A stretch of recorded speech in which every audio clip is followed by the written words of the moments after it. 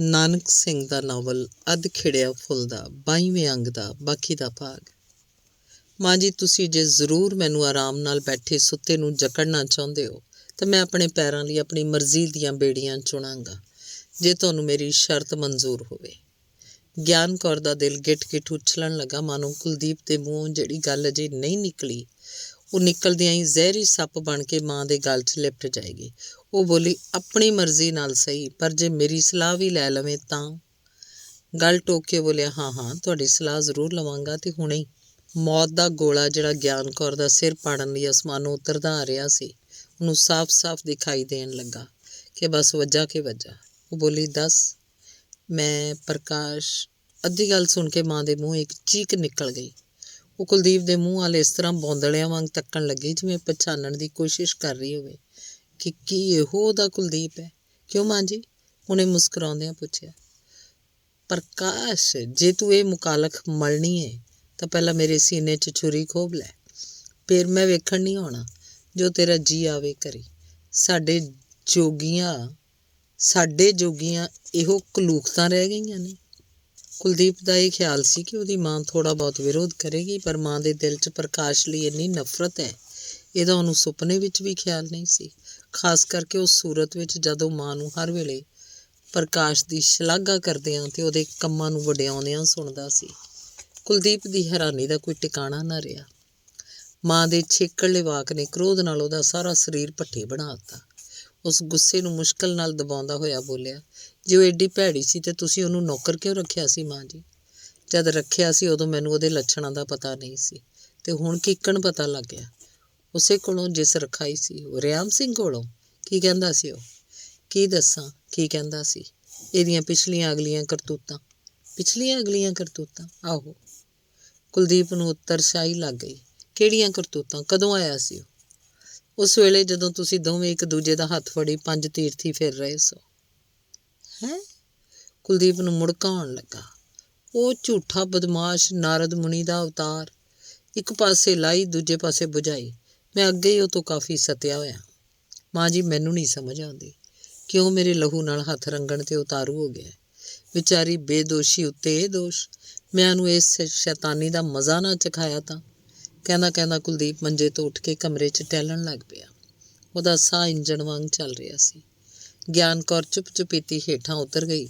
ਪੁੱਤਰ ਦੇ ਕਹਿਰ ਪਾਸੋਂ ਉਹਨੂੰ ਪ੍ਰਤੱਖ ਦਿਸ ਰਿਹਾ ਸੀ ਜਿਵੇਂ ਉਸ ਘਰ 'ਚ ਕੋਈ ਭਾਰੀ ਉਪੱਦਰ ਮੱਚਣ ਵਾਲਾ ਹੈ। ਸਾਰੀ ਰਾਤ ਗਿਆਨ ਕੌਰ ਨੇ ਅੱਖ ਨਾ ਲਾਈ, ਨਾ ਮਾਲਾ ਹੱਥੋਂ ਛੱਡੀ। ਸਾਰੀ ਰਾਤ ਉਹਦੀਆਂ ਦਿਲ ਚੀਰਵੀਆਂ ਪ੍ਰਾਰਥਨਾਵਾਂ 'ਚੋਂ ਪੁੱਤਰ ਲਈ ਸ਼ੁਭ ਕਾਮਨਾਵਾਂ ਦੀਆਂ ਲਹਿਰਾਂ ਉੱਠਦੀਆਂ ਰਹੀਆਂ। ਅੰਗ 23ਵਾਂ। ਰੋਜ਼ ਵਾਂਗ ਅੱਜ ਵੀ ਪ੍ਰਕਾਸ਼ ਗਿਆਨ ਕੌਰ ਨਾਲੋਂ ਸਵਖਤੇ ਜਾਗੀ। ਜਾ ਕੇ ਕੰਮ ਧੰਦੇ ਲੱਗ ਗਈ।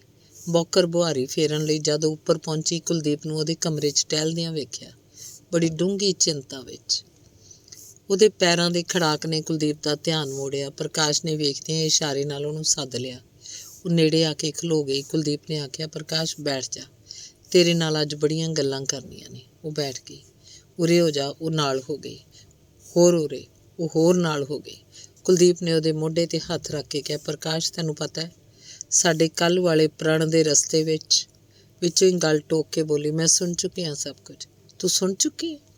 ਉਹਨੇ ਹੱਕਾ ਬੱਕਾ ਹੋ ਕੇ ਪੁੱਛਿਆ। ਕਿਸ ਤਰ੍ਹਾਂ? ਪੌੜੀਆਂ 'ਚ ਖਲੋ ਕੇ ਜਦ ਤੁਸੀਂ ਮਾਂ ਪੁੱਤਰ ਉੱਚੀ ਬੋਲ ਰਹੇ ਸੋ। ਫਿਰ ਇਹੋ ਕਿ ਅੱਜ ਮੈਂ ਇਸ ਘਰੋਂ ਚਲੀ ਜਾਵਾਂਗੀ, ਇਸ ਕਰਕੇ ਤੁਹਾਡੇ ਪਾਸੋਂ। ਕੁਲਦੀਪ ਦੇ ਪਿੰਡੇ ਦਾ ਮਾਸ ਜਿਵੇਂ ਕਿਸੇ ਨੇ ਸੰਨੀ ਨਾਲ ਉਚੇੜ ਲਿਆ। ਪ੍ਰਕਾਸ਼, ਉਹਨੇ ਬੇਤਹਾਸ਼ਾ ਉਹਨੂੰ ਬਾਹਾਂ 'ਚ ਭਰ ਕੇ ਕਿਹਾ, ਤੂੰ ਚਲੀ ਜਾਣਾ ਚਾਹੁੰਦੀ ਹੈ?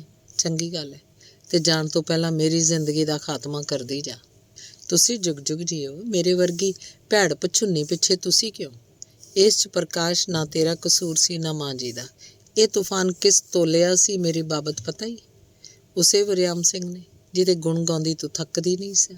ਇੰਨਾ ਤੇ ਸ਼ੁਕਰ ਹੋਇਆ ਕਿ ਤੈਨੂੰ ਉਸ ਸ਼ੈਤਾਨ ਦੀ ਅਸਲੀਅਤ ਦਾ ਪਤਾ ਲੱਗ ਗਿਆ। ਪ੍ਰਕਾਸ਼ ਬੋਲੀ, ਮੈਨੂੰ ਨਹੀਂ ਸੀ ਪਤਾ ਉਹਨੇ ਮਿੱਤਰ ਬਣ ਕੇ ਧਰੋ ਘੁਮਾਣਾ ਹੈ।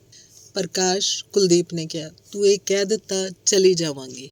ਪ੍ਰਕਾਸ਼, ਕੁਲਦੀਪ ਨੇ ਕਿਹਾ, ਤੂੰ ਇਹ ਕਹਿ ਦਿੱਤਾ ਚਲੀ ਜਾਵਾਂਗੀ? ਮੇਰੇ ਜਿਉਂਦਿਆਂ ਇਹ ਕਦੇ ਨਹੀਂ ਹੋ ਸਕਦਾ। ਮੈਂ ਤੁਹਾਡੇ ਘਰ 'ਚ ਕਲੇਸ਼ ਪਾਵਾਂ, ਇਹ ਵੀ ਤਾਂ ਮੈਥੋਂ ਨਹੀਂ ਹੋ ਸਕਦਾ। ਮੇਰਾ ਕੀ ਹੈ, ਅੱਗੇ ਹੀ ਕਿਸਮਤ ਦੀ ਮਾਰੀ ਹੋਈਆਂ। ਤੁਹਾਡਾ ਆਸਰਾ ਲੱਭਾ ਸੀ, ਸੋਚਿਆ ਸੀ ਕਿ ਕਿਸੇ ਤਰ੍ਹਾਂ ਕੱਟ ਲਵਾਂਗੀ, ਪਰ ਖਬਰੇ ਅਜੇ ਮੇਰੇ ਨਸੀਬਾਂ 'ਚ ਕੀ ਭੋਗਣਾ ਲਿਖਿਆ ਹੈ। ਕਹਿੰਦਿਆਂ ਉਹਨੇ ਦੁਪੱਟੇ ਦੇ ਪੱਲੇ ਨਾਲ ਅੱਖਾਂ ਪੂੰਝਣੀਆਂ ਸ਼ੁਰੂ ਕਰ ਦਿੱਤੀਆਂ। ਕੁਲਦੀਪ ਦਾ ਸਬਰ ਜਾਂਦਾ ਰਿਹਾ, ਜਿਵੇਂ ਪ੍ਰਕਾਸ਼ ਨਹੀਂ ਉਹਦੀ ਦੁਨੀਆ ਜਾ ਰਹੀ ਸੀ। ਬੋਲਿਆ, ਪ੍ਰਕਾਸ਼, ਤੇਰੇ ਬਿਨਾਂ ਮੈਂ ਇੱਕ ਘੜੀ ਵੀ ਜਿਉ ਨਹੀਂ ਸਕਾਂਗਾ। ਜੇ ਤੈਨੂੰ ਮੇਰੀ ਜਾਨ ਦੀ ਲੋੜ ਹੈ ਤਾਂ ਜਾਣ ਵਾਲੇ ਖਿਆਲ ਨੂੰ ਦਿਲੋਂ ਬਿਲਕੁਲ ਕੱਢ ਦੇ। ਬਾਕੀ ਰਹੀ ਕਲੇਸ਼ ਵਾਲੀ ਗੱਲ, ਇਹਦਾ ਤੂੰ ਫਿਕਰ ਨਾ ਕਰ, ਮੈਂ ਸਭ ਕੁਝ ਠੀਕ ਕਰ ਲਾਂਗਾ। ਕੁਲਦੀਪ ਦੇ ਮੋਢੇ ਨਾਲ ਸਿਰ ਜੋੜੀ ਪ੍ਰਕਾਸ਼ ਸਿਸਕੀਆਂ ਭਰ ਰਹੀ ਸੀ ਤੇ ਕੁਲਦੀਪ ਜ਼ੋਰ ਲਾ ਕੇ ਉਹਨੂੰ ਚੁੱਪ ਕਰਾ ਰਿਹਾ ਸੀ। ਭਾਵੇਂ ਇਸ ਆ ਪਏ ਵਿਘਨ ਨੇ ਕੁਲਦੀਪ ਨੂੰ ਬਹੁਤ ਦੁਖੀ ਕਰ ਰੱਖਿਆ ਸੀ, ਪਰ ਵਰਿਆਮ ਸਿੰਘ ਵੱਲੋਂ ਇੱਕਦਮ ਪ੍ਰਕਾਸ਼ ਦਾ ਦਿਲ ਫਿਰ ਗਿਆ। ਵੇਖ ਕੇ ਉਹਨੂੰ ਖੁਸ਼ੀ ਵੀ ਹੋ ਰਹੀ ਸੀ। ਪ੍ਰਕਾਸ਼ ਬੋਲੀ, ਹੁਣ ਜਦ ਮਾਂ ਜੀ ਨੇ ਮੇਰੇ ਬਾਬਤ ਇੰਨਾ ਕੁਝ ਆਖ ਦਿੱਤਾ ਹੈ ਤਾਂ ਇਸ 'ਚ ਤੁਸੀਂ ਹੀ ਦੱਸੋ ਕਿਸ ਤਰ੍ਹਾਂ ਮੈਂ ਇੱਥੇ ਰਹਿ ਸਕਦੀ ਹਾਂ। ਫਿਕਰ ਨਾ ਕਰ, ਕੁਲਦੀਪ ਨੇ ਦਾਅਵੇ ਨਾਲ ਕਿਹਾ। ਅੱਜ ਹੀ ਸਭ ਕੁਝ ਠੀਕ ਕਰ ਲਾਂਗਾ, ਤੂੰ ਹਾਲੇ ਦੜ ਵੱਟੀ ਰੱਖ। ਮੈਂ ਜ਼ਰਾ ਹੇਠਾਂ ਮਾਂ ਜੀ ਪਾਸ ਹੋ ਆਵਾਂ। ਗਿਆਨ ਕੌਰ ਅਜੇ ਜਾਗੀ ਨਹੀਂ ਸੀ। ਸ਼ਾਇਦ ਹੁਣੇ ਉਹਨੂੰ ਨੀਂਦਰ ਆਈ ਸੀ। ਉਹਦੇ ਪਾਸ ਬੈਠ ਕੇ ਕੁਲਦੀਪ ਨੇ ਉਹਨੂੰ ਜਗਾਇਆ। ਉਹ ਅੱਖਾਂ ਮਲਦੀ ਉੱਠ ਬੈਠੀ। ਪੁੱਤਰ ਨੂੰ ਕੋਲ ਬੈਠਾ ਵੇਖ ਕੇ ਚੇਤੰਨ ਹੋ ਗਈ। ਸਾਰੀ ਰਾਤ ਦੀ ਚਿੰਤਾ ਤੋਂ ਮਸੇ 2 ਘੜੀਆਂ ਦੀ ਨੀਂਦਰ ਨੇ ਉਹਨੂੰ ਛੁਡਾਇਆ ਸੀ। ਫਿਰ ਉਹਨਾਂ ਹੀ ਵਹਿਣਾਂ 'ਚ ਗਲਤਾਨ ਹੋ ਗਈ। ਮਾਂ ਜੀ, ਕੁਲਦੀਪ ਨੇ ਦਲੇਰ ਲਹਿਜੇ 'ਚ ਕਿਹਾ, ਮੈਂ ਤੁਹਾਨੂੰ ਇੱਕ ਗੱਲ ਕਹਿਣ ਲਈ ਆਇਆ ਵਾਂ। ਕੁਲਦੀਪ ਕੀ ਗੱਲ ਕਹਿਣ ਆਇਆ ਹੈ, ਇਹ ਤੋਂ ਮਾਂ ਅਣਜਾਣ ਨਹੀਂ ਸੀ। ਬੋਲੀ, ਦੱਸ। ਮੈਂ ਪ੍ਰਕਾਸ਼ ਨਾਲ ਵਿਆਹ ਕਰਾਉਣ ਦਾ ਫੈਸਲਾ ਕਰ ਚੁੱਕਾ ਵਾਂ। ਜੇ ਕਿਸੇ ਨੇ ਮੇਰੇ ਰਸਤੇ 'ਚ ਰੁਕਾਵਟ ਪਾਈ ਤੇ ਮੈਂ ਜਾਨ ਦੇ ਦਿਆਂਗਾ। ਮਾਤ ਹਿਰਦੇ ਉੱਤੇ ਇਸ ਜਾਨ ਦੇਣ ਵਾਲੇ ਸ਼ਬਦ ਨੇ ਅਸਹਿ ਕਿਸਮ ਦੀ ਸੱਟ ਮਾਰੀ। ਗਿਆਨ ਕੌਰ ਦਾ ਜਿਵੇਂ ਸਾਹ ਰੁਕਣ ਲੱਗਾ। ਉਹਨੂੰ ਇਸ ਨਿੱਕੇ ਜਿਹੇ ਵਾਕ ਨੇ ਸਭ ਕੁਝ ਭੁਲਾ ਦਿੱਤਾ। ਉਹ ਤੜਪ ਉੱਠੀ। ਇੱਜ਼ਤ, ਸਮਾਜ, ਘਰ-ਬਾਰ ਸਭ ਕਾਸੇ ਦੀ ਰੱਖਿਆ ਦੇ ਜਿੰਨੇ ਭਾਰ ਉਹਦੇ ਅੰਦਰ ਇਕੱਠੇ ਹੋਏ ਸਨ, ਹਨੇਰੀ ਦਾ ਇੱਕੋ ਬੁੱਲਾ ਸਭ ਨੂੰ ਉਡਾ ਕੇ ਲੈ ਗਿਆ। ਬਾਕੀ ਰਹਿ ਗਿਆ ਵਾਤਸਲ 'ਚ ਰੰਗਿਆ ਸਿਰਫ ਮਾਤ ਹਿਰਦਾ। ਉਹ ਬੇਤਹਾਸ਼ਾ ਕੁਲਦੀਪ ਤੇ ਡਿੱਗ ਪਈ। ਵੇ ਪੁੱਤਰਾ, ਰੱਬ ਦੇ ਵਾਸਤੇ ਮੇਰਾ ਰੰਡੇਪਾ ਨਾ ਰੋਲੀ। ਜਿਵੇਂ ਤੇਰਾ ਜੀ ਆਵੇ ਕਰ, ਮੈਂ ਕੁਝ ਨਹੀਂ ਕਹਿੰਦੀ। ਅਲਫੋਂ ਬੇ ਨਹੀਂ ਆਖਾਂਗੀ, ਤੂੰ ਮੇਰੀਆਂ ਅੱਖਾਂ ਅੱਗੇ ਰਹੋ। ਮਾਂ ਦੀ ਇੰਨੀ ਜਲਦੀ ਨਰਮ ਹੋਣ ਦੀ ਕੁਲਦੀਪ ਨੂੰ ਆਸ ਨਹੀਂ ਸੀ। ਉਹਦਾ ਹਿਰਦਾ ਗਦਗਦ ਹੋ ਗਿਆ। ਰਾਤ ਵਾਲੀ ਸਭ ਬੇਆਰਾਮੀ ਤੇ ਚਿੰਤਾ ਦੂਰ ਹੋ ਗਈ। ਉਹ ਛੇਤੀ ਨਾਲ ਉੱਠ ਕੇ ਬਾਹਰ ਨਿਕਲ ਗਿਆ। ਅੰਗ 24ਵਾਂ। ਦੁਪਹਿਰ ਦੇ 4 ਵੱਜ ਚੁੱਕੇ ਸਨ। ਧੁੱਪ ਚਮਕੀ ਸੀ ਤਾਂ ਵੀ ਮਾੜੀ ਮਾੜੀ ਸਰਦੀ ਪੈ ਰਹੀ ਸੀ। ਗੰਗਾ ਵਿਸ਼ਨ ਆਰਾਮ ਕੁਰਸੀ ਨਾਲ ਸਿਰ ਜੋੜੀ ਮਸਤ ਪਿਆ ਸੀ। ਦਿਨ ਦੁਨੀਆ ਦੀ ਕੋਈ ਸੁੱਧ ਉਹਨੂੰ ਨਹੀਂ ਸੀ। ਬਸ ਇੱਕੋ ਤੇ ਇੱਕੋ ਦੀ ਚਿਰ ਸਾਥਣ ਬੋਤਲ। ਸਰੋਜ ਨੇ ਸਵੇਰ ਤੋਂ ਕੁਝ ਨਹੀਂ ਖਾਧਾ। ਨੌਕਰ ਨੇ ਬਹੁਤ ਵਾਰੀ ਕਿਹਾ, ਪਰ ਹਰ ਵਾਰੀ ਉਹਨੂੰ ਨਾ 'ਚ ਉੱਤਰ ਮਿਲਿਆ। ਉਹ ਆਪਣੇ ਮੰਜੇ ਤੇ ਲੰਮੀ ਪਈ ਡੂੰਘੇ ਫਿਕਰਾਂ 'ਚ ਗੁਆਚੀ ਸੀ। ਇਸ ਘਰ ਦਾ ਕੀ ਬਣੇਗਾ, ਕਿਸ ਤਰ੍ਹਾਂ ਬੇੜਾ ਪਾਰ ਹੋਏਗਾ। ਬਾਊ ਜੀ ਦੀ ਹਾਲਤ ਦਿਨੋਂ ਦਿਨ ਵਿਗੜਦੀ ਜਾ ਰਹੀ ਹੈ। ਸ਼ਰਾਬ ਪੀ ਕੇ ਉਹਨਾਂ ਦਾ ਅੰਦਰ ਸੜ ਚੁੱਕਾ ਹੈ। ਤਿੱਲੀ ਵੱਧ ਗਈ ਹੈ। ਅੱਖਾਂ ਪੀਲੀਆਂ ਪੈ ਗਈਆਂ ਨੇ ਤੇ ਭੁੱਖ ਉਹਨਾਂ ਦੀ ਜਾਂਦੀ ਰਹੀ ਹੈ। ਕੀ ਪਤਾ ਕਦੋਂ ਮੇਰੇ ਸਿਰ ਤੋਂ ਇਹ ਸਾਇਆ ਢਹਿ ਪਵੇ। ਮੈਂ ਕਿਹਦੇ ਆਸਰੇ ਜੀਵਾਂਗੀ। ਸ਼ਰਾਬ ਉਹਨਾਂ ਤੋਂ ਛੁੱਟ ਸਕੇਗੀ, ਇਹਦੀ ਕੋਈ ਆਸ ਨਹੀਂ। ਭਲਾ ਜੇ ਉਹ ਛੱਡ ਵੀ ਦੇਣ ਤਾਂ ਉਹਨਾਂ ਦੀ ਜ਼ਿੰਦਗੀ ਹੋਰ ਖਤਰੇ 'ਚ ਪੈ ਜਾਏਗੀ। ਆਖਰ ਮੈਂ ਕੀ ਕਰਾਂਗੀ। ਉਹ ਉੱਠੀ ਤੇ ਇੱਕ ਵਾਰੀ ਫੇਰ ਗੰਗਾ ਵਿਸ਼ਨ ਦੇ ਕਮਰੇ 'ਚ ਪਹੁੰਚੀ। ਉਹਨੇ ਵੇਖਿਆ ਬੋਤਲ 'ਚੋਂ ਕੁਝ ਛਿੱਕੜਲੇ ਘੁੱਟ ਗਲਾਸ 'ਚ ਪਾ ਕੇ ਬੋਤਲ ਉੱਤੇ ਨਜ਼ਰ ਟਿਕਾਈ। ਗੰਗਾ ਵਿਸ਼ਨ ਟੁੱਟੇ ਫੁੱਟੇ ਸ਼ਬਦਾਂ 'ਚ ਗਾ ਰਿਹਾ ਸੀ, ਮੈਂ ਤੁਝੇ ਬਾਕੀ ਨਾ ਛੋੜੂੰ, ਤੂੰ ਮੁਝੇ ਬਾਕੀ ਨਾ ਛੋੜ, ਮੈਂ ਤੇਰੀ ਹਸਤੀ ਮਿਟਾ ਦੂੰ, ਤੂੰ ਮੇਰੀ ਹਸਤੀ ਨਾ ਛੋੜ। ਬਾਊ ਜੀ ਕਹਿੰਦੀ ਹੋਈ ਉਹਦੇ ਉੱਤੇ ਜਾ ਡਿੱਗੀ ਤੇ ਫੁੱਟ ਕੇ ਰੋਣ ਲੱਗੀ। ਉਹਦੀਆਂ ਚੀਕਾਂ ਨੇ ਸ਼ਰਾਬੀ ਪਿਓ ਦੇ ਲੋਰ ਨੂੰ ਹੋਰ ਵੀ ਲੰਮਾ ਕਰ ਦਿੱਤਾ। ਉਹ ਇਸ ਬਦਨਸੀਬ ਬੱਚੀ ਨੂੰ ਗਲ ਲਾ ਕੇ ਰੋ ਰਿਹਾ ਸੀ। ਸਰੋਜ ਨਾ ਰੋ ਸਰੋਜ, ਮੇਰੀਆਂ ਅੰਦਰਾਂ ਨਾ ਸਾੜ। ਮੈਂ ਬਸ ਹੁਣ ਨਹੀਂ ਪੀਆਂਗਾ, ਮਰ ਜਾਵਾਂਗਾ ਤਾਂ ਵੀ ਨਹੀਂ। ਸਰੋਜ ਪੁੱਤਰੀ, ਤੂੰ ਆਪਣੀ ਮਾਂ ਦੀ ਨਿਸ਼ਾਨੀ ਮੇਰੇ ਕੋਲ। ਨਾ ਰੋ ਪੁੱਤਰ, ਮੈਂ ਨਹੀਂ ਪੀਂਦਾ। ਕਿੰਨਾ ਹੀ ਚਿਰ ਉਹਦੇ ਮੂੰਹੋਂ ਟੁੱਟੇ ਭੱਜੇ ਸ਼ਬਦ ਨਿਕਲਦੇ ਰਹੇ। ਸਰੋਜ ਰੋ ਕੇ ਉਹਦੀ ਛਾਤੀ ਭਿਉਂਦੀ ਰਹੀ।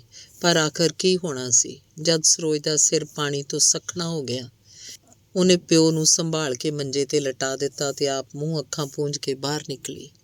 ਪਿਓ ਦੇ ਇਹੋ ਜਿਹੇ ਸ਼ਰਾਬ ਛੱਡਣ ਦੇ ਇਕਰਾਰ ਉਹ ਸ਼ਾਇਦ ਉਨੀ ਵਾਰੀ ਸੁਣ ਚੁੱਕੀ ਸੀ ਜਿੰਨੀ ਵਾਰੀ ਗੰਗਾ ਵਿਸ਼ਨ ਸ਼ਰਾਬ 'ਚ ਮਦਹੋਸ਼ ਹੋਇਆ। ਇਹੋ ਕਾਰਨ ਹੈ ਕਿ ਉਹ ਇਹਨਾਂ ਇਕਰਾਰਾਂ ਦੀ ਸਰੋਜ ਦੀਆਂ ਨਜ਼ਰਾਂ 'ਚ ਕੋਈ ਕੀਮਤ ਨਹੀਂ ਸੀ ਰਹਿ ਗਈ। ਬਾਹਰ ਨਿਕਲੀ ਸੀ ਕਿ ਸਾਹਮਣੇ ਸਿੰਘ ਸਭਾ ਦਾ ਸੇਵਾਦਾਰ ਇੱਕ ਚਿੱਠੀ ਲਈ ਖੜਾ ਸੀ। चिट्ठी लैके सरोज ने पढ़ी। लिखिया सी, बीबी सरोज जी, बेनती है, कल सवेरे गुरुद्वारे 'ਚ ਇੱਕ ਜੋੜੀ ਦਾ ਆਨੰਦ ਕਾਰਜ ਹੋਣਾ ਹੈ। ਇਸ ਲਈ ਆਸ਼ਾ ਹੈ ਕਿ ਤੁਸੀਂ ਆਪਣੇ ਸ਼ਬਦੀ ਜਥੇ ਸਹਿਤ ਅੰਮ੍ਰਿਤ ਵੇਲੇ ਪਹੁੰਚ ਕੇ ਧੰਨਵਾਦੀ ਬਣਾਓਗੇ। ਆਸਾ ਦੀ ਵਾਰ ਦਾ ਕੀਰਤਨ ਤੇ ਲਾਵਾਂ ਦੀ ਰਸਮ ਤੁਹਾਡੇ ਜਥੇ ਦੇ ਜਿੰਮੇ ਆ। ਦਾਸ ਸਕੱਤਰ, ਸ੍ਰੀ ਗੁਰੂ ਸਿੰਘ ਸਭਾ।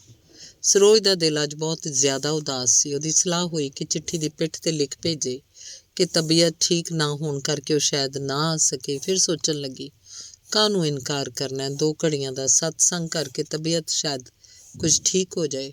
ਸੇਵਾਦਾਰ ਚਲਾ ਗਿਆ ਤਾਂ ਉਸੇ ਉਦਾਸੀ ਦੀ ਹਾਲਤ ਵਿੱਚ ਮੰਜੇ ਤੇ ਜਾ ਬੈਠੀ।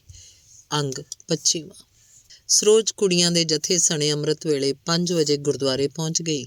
ਆਸਾ ਦੀ ਵਾਰ ਦਾ ਕੀਰਤਨ ਸ਼ੁਰੂ ਹੋਇਆ। ਸਰੋਜ ਤੇ ਇੱਕ ਹੋਰ ਕੁੜੀ ਹਾਰਮੋਨੀਅਮ ਵਜਾ ਰਹੀਆਂ ਸਨ। ਪਹਿਲੇ ਦਿਨ ਹੀ ਲੋਕਾਂ ਨੂੰ ਸਰੋਜ ਦੇ ਕੀਰਤਨ ਦੀ ਇਤਲਾਹ ਮਿਲ ਚੁੱਕੀ ਸੀ। ਗੁਰਦੁਆਰੇ ਦਾ ਹਾਲ 6 ਵਜਦਿਆਂ ਤੱਕ ਖਚਾਖਚ ਭਰਿਆ ਗਿਆ।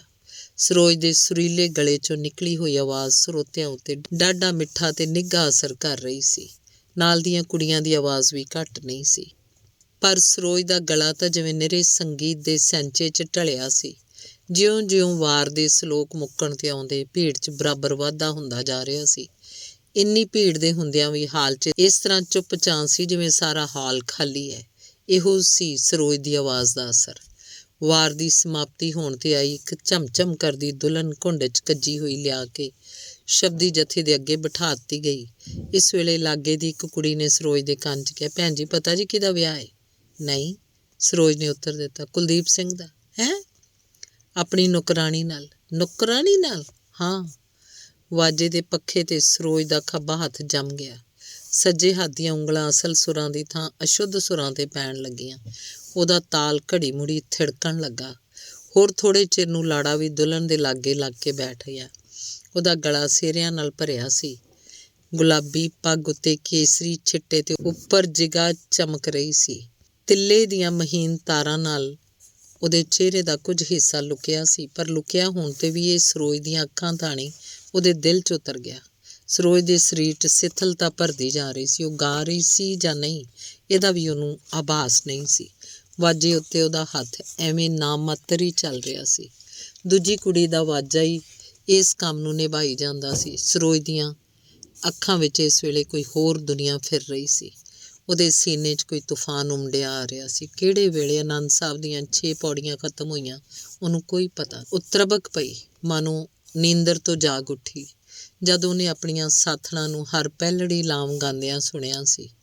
ਗੁਰੂ ਗ੍ਰੰਥ ਸਾਹਿਬ ਦੀ ਪਰਿਕਰਮਾ ਕਰਕੇ ਜਦ ਪਹਿਲੀ ਲਾਮ ਦੇ ਖਾਤਮੇ ਤੋਂ ਬਾਅਦ ਜੋੜੀ ਮੁੜ ਆਪਣੇ ਟਿਕਾਣੇ ਪੁੱਜੀ, ਅਚਾਨਕ ਕੁਲਦੀਪ ਤੇ ਸਰੋਜ ਦੀ ਨਜ਼ਰ ਭਿੜ ਗਈ। ਕੁਲਦੀਪ ਉੱਤੇ ਇਹਦਾ ਕੁਝ ਅਸਰ ਹੋਇਆ ਭਾਵੇਂ ਨਹੀਂ, ਪਰ ਸਰੋਜ ਦੀ ਉਹੀ ਹਾਲਤ ਹੋਈ ਜਿਹੜੀ ਚਲਦੀ ਗੱਡੀ ਨੂੰ ਇੱਕਦਮ ਬ੍ਰੇਕ ਲੱਗ ਜਾਣ ਕਰਕੇ ਹੁੰਦੀ ਹੈ। ਧੱਕਾ ਇੰਨਾ ਸਖਤ ਸੀ ਜਿਹਨੂੰ ਉਹ ਸਹਾਰ ਨਾ ਸਕੀ। ਉਹਦੇ ਚਿਹਰੇ 'ਤੇ ਮੁਰਦੇ ਹਾਣੀ ਛਾ ਗਈ। ਅੱਖ ਪੁਤਲੀਆਂ ਦੀ ਹਰਕਤ ਰੁਕਣ ਲੱਗੀ। ਵਾਜੇ ਉੱਤੇ ਉਹਦੇ ਦੋਵੇਂ ਹੱਥ ਕੰਬ ਗਏ। ਦੂਜੇ ਵਾਜੇ ਵਾਲੀ ਕੁੜੀ ਨੇ ਉਹਨੂੰ ਪੁੱਛਿਆ, ਭੈਣ ਜੀ, ਕਿਉਂ, ਤਬੀਅਤ ਠੀਕ ਜੇ? ਹਾਂ, ਨਹੀਂ, ਸਿਰ ਨੂੰ ਚੱਕਰ, ਤੇ ਉਹ ਅੱਗੇ ਨਾ ਬੋਲ ਸਕੇ। ਦੂਜੀ ਕੁੜੀ ਨੂੰ ਬਹੁਤੀ ਪੁੱਛ-ਗਿੱਛ ਕਰਨ ਦੀ ਵਿਹਲ ਨਹੀਂ ਸੀ, ਕਿਉਂ ਜੋ ਸਰੋਜ ਦਾ ਕੰਮ ਵੀ ਉਸੇ ਨੂੰ ਕਰਨਾ ਪੈ ਰਿਹਾ ਸੀ। ਕੰਮ ਹੋ ਗਿਆ। ਹਰ ਚੌਥੜੀ ਲਾਮ ਸਰੋਜ ਨੂੰ ਮਾੜੀ-ਮਾੜੀ ਹੋਸ਼ ਸੀ। ਪੱਲੇ ਟੰਡੇ ਲੱਗ ਗਈ ਤੇ ਸਰੋਜ ਬੇਹੋਸ਼ ਸੀ। ਉਹਦਾ ਸਿਰ ਝੁਕਦਾ-ਝੁਕਦਾ ਵਾਜੇ ਦੀ ਫੱਟੀ ਨਾਲ ਜਾ ਲੱਗਾ। ਕੁੜੀਆਂ 'ਚ ਖਲਬਲੀ ਮਚ ਗਈ। ਭੈਣ ਜੀ ਨੂੰ ਕੀ ਹੋ ਗਿਆ? ਸੰਭਾਲੋ, ਬੇਹੋਸ਼ ਹੋ ਗਏ। 4-5 ਕੁੜੀਆਂ ਨੇ ਥਮ-ਥਮਾ ਕੇ ਉਹਨੂੰ ਉਠਾਇਆ, ਪਿਛਲੇ ਕਮਰੇ 'ਚ ਜਾ ਕੇ ਲੰਮਿਆਂ ਪਾ ਦਿੱਤਾ। ਆਨੰਦ ਕਾਰਜ ਸਮਾਪਤ। ਭੋਗ ਪੈਣ ਤੋਂ ਪਹਿਲਾਂ ਸਰੋਜ ਫਿਰ ਆਪਣੀ ਥਾਂ 'ਤੇ ਆ ਬੈਠੀ, ਪਰ ਅਜੇ ਤੱਕ ਵੀ ਉਹ ਪੂਰੀ ਤਰ੍ਹਾਂ ਹੋਸ਼ 'ਚ ਨਹੀਂ ਸੀ। ਉਹਦੀਆਂ ਅੱਖਾਂ ਅੱਗੇ ਹਨੇਰੇ ਦੀਆਂ ਲਹਿਰਾਂ ਫਿਰ ਰਹੀਆਂ ਸਨ। ਧੰਨਵਾਦ। ਚੱਲਦਾ।